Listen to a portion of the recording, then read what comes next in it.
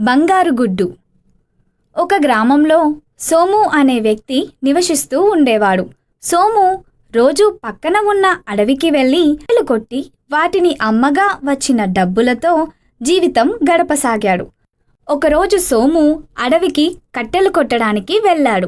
కానీ ఆ రోజు సోముకి సరి అయిన చెట్టు దొరకలేదు. దానితో సోము బాధపడుతూ ఇంటికి బయలుదేరాడు. సోముకి దారిలో ముళ్ళ పొదలలో చిక్కుకున్న ఒక బాతు కనిపించింది. అది చూసిన సోముకి చాలా జాలి వేసింది. వెంటనే ముళ్ళ పొదల నుంచి బాతుని తీసి తనతో పాటు ఇంటికి తీసుకెళ్లాడు. ఆ రోజు కట్టెలు కొట్టకపోవడంతో సోము పస్తులుండవలసి వచ్చింది. సోము పేదరికం చూసిన బాతుకి బాధేసింది. ఆ తరువాతి రోజు ఉదయం బాతుకి ఆహారం పెట్టడానికి బాతు దగ్గరికి వెళ్ళాడు సోము. అప్పుడు బాతు ఒక బంగారు గుడ్డు పెట్టి ఉండటం చూసి ఆశ్చర్యపోయాడు.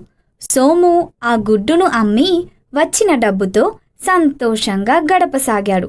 కొన్ని రోజులకు సోము బాగా ధనవంతుడయ్యాడు.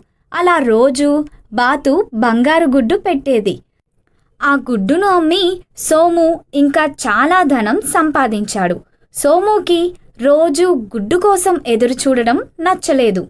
సోము భార్య సోముతో, మనం బాతుగుడ్ల కోసం ఎదురు చూడడం ఎందుకు? దాని పొట్టలో చాలా బంగారు గుడ్లు ఉంటాయి.